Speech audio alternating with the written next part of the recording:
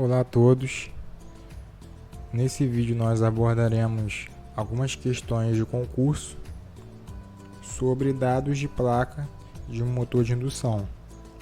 Bom, nós realizamos uma aula sobre leitura e interpretação desses dados de placa. Eu achei interessante trazer algumas questões que abordassem esse tema.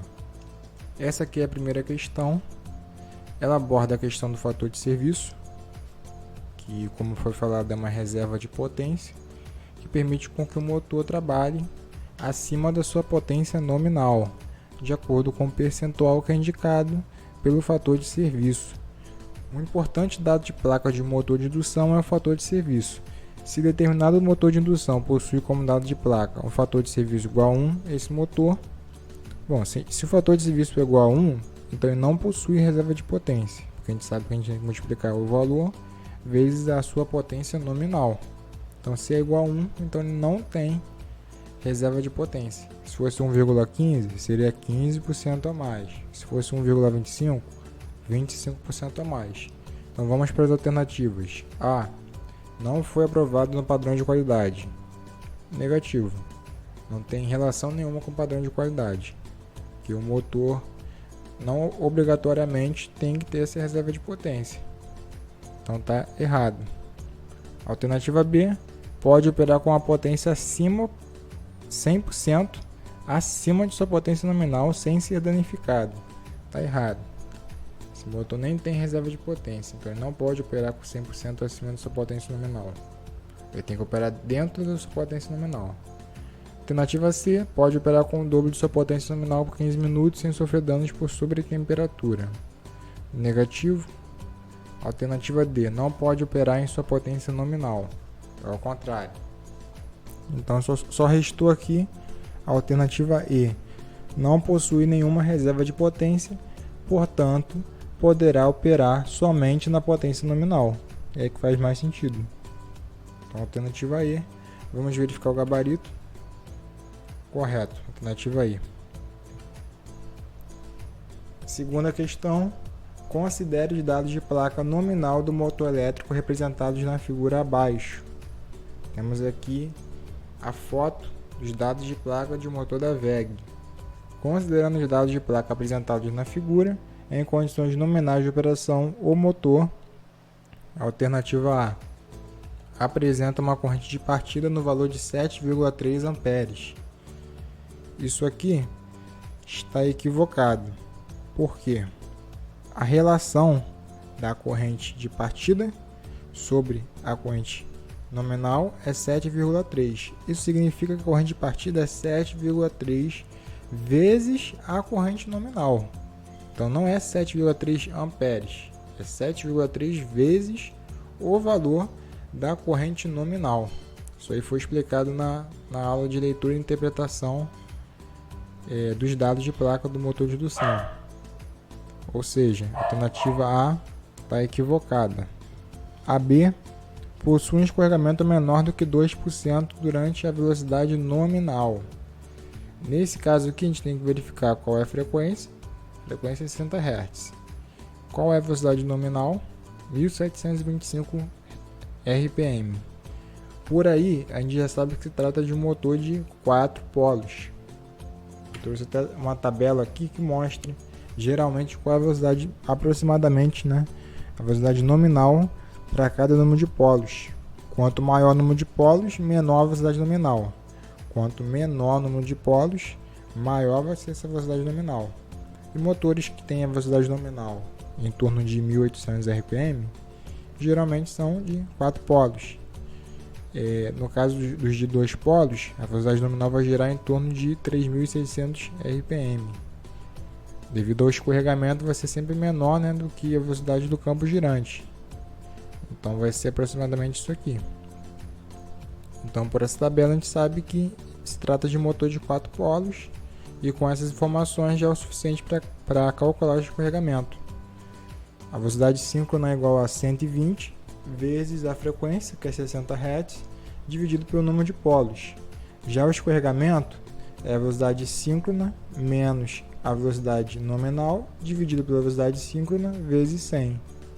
O escorregamento em percentual, você tem que multiplicar por 100. Fazendo a resolução aqui dessa questão, a velocidade síncrona vai ser 1800 RPM, que é 120 vezes a frequência dividido por 4, que é o número de polos, e o escorregamento vai ser 4,17%. Isso significa que essa questão está errada, porque ela diz que é menor do que 2%. Então a alternativa B está errada. A C já é possível matar também, pelo cálculo que a gente fez. Ela diz que dispõe de um campo girante com velocidade síncrona de 3.600 RPM. Então está errado. A velocidade síncrona é 1.800.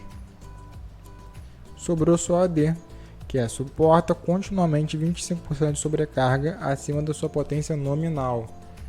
E essa alternativa está correta porque ele tem um fator de serviço de 1,25. Vamos para o gabarito. A alternativa D suporta continuamente 25% de sobrecarga acima da sua potência nominal. Próxima questão. Novamente uma placa, né, de motor elétrico.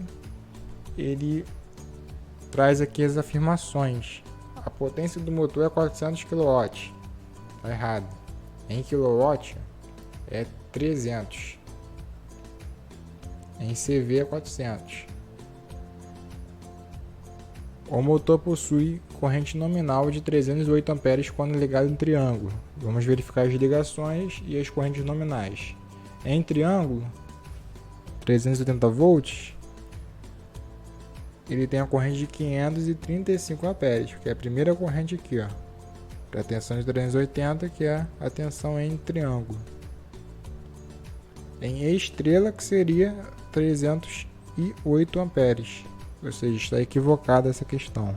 Não é em triângulo, é em estrela que possui a corrente nominal de 308 amperes. Então está errado. Alternativa C, a corrente nominal do motor é 1/6 da corrente de partida. Bom, a relação aqui P sobre N é 6, isso significa que a corrente de partida é 6 vezes maior do que a corrente nominal. Então ele está dizendo aqui que a corrente nominal é 6 vezes menor do que a corrente de partida, né? Porque 1/6 significa que é 6 vezes menor do que a corrente de partida. E isso está correto. Pela relação aqui P sobre N, essa alternativa está correta. Então vamos verificar. Alternativa certa. C. A corrente nominal do motor é 1/6 da corrente de partida. Vamos para mais uma questão. Novamente uma placa e vamos verificar as alternativas. O motor em questão desenvolve uma potência de 3 HP e opera a 3.150 RPM. A potência que está em CV é 3 cavalos e ele opera numa velocidade de 3.510 RPM de velocidade nominal. Então está errado. É monofásico a 50 Hz. Ó, aqui já indica 3 fases, 60 Hz. Então está errado. É trifásico, correto, e é alimentado por uma fonte a 60 Hz. Realmente ele tem a frequência nominal de 60 Hz. Então, até aqui essa é a alternativa correta. Depois tem a alternativa D, consome até 5,2 amperes quando conectado na configuração delta. Configuração delta significa configuração em triângulo. E para triângulo ele tem a corrente de 6 amperes. Então está errado. E aí, consome até 6 amperes quando conectado na configuração estrela. Que já é o contrário, na verdade é 5,2 amperes em estrela. Então, a alternativa C é a mais correta. Vou verificar, gabarito. Alternativa C, é trifásico e alimentado por fonte a 60 Hz. Última questão aqui que a gente vai estudar nesse vídeo. Nos dados de placa de motor, encontra-se a seguinte afirmação: IP54. Essa informação indica, bom, IP a gente sabe que é o índice ou grau de proteção do motor contra a entrada de sólidos e líquidos. Esse índice de proteção significa que o motor tem proteção contra pó, né, ou poeira, e contra respingos de água. Então vamos verificar as alternativas. A. Classe de isolamento do motor. A alternativa está errada. Classe de isolamento é referente à temperatura máxima nos enrolamentos e não tem relação com o índice de proteção. Alternativa B, o regime de funcionamento do motor. Também está errado. O regime de funcionamento a gente sabe vai de S1 a S10. Também não tem relação com o índice de proteção. Alternativa C, o rendimento do motor. Também está errado. O rendimento é um percentual, porque a gente sabe que nem toda potência consumida é transformada em potência útil. E não tem também relação com índice de proteção 54. E D, o grau de proteção do motor. Correto. Essa informação aqui, IP54, é o grau ou o índice de proteção. Então vamos verificar o gabarito. Alternativa D, correta. Com isso a gente encerra o vídeo. Deu para abordar alguns temas relacionados aos dados de placa do motor de indução. Eu achei interessante para aplicar um pouco aquele conhecimento do último vídeo.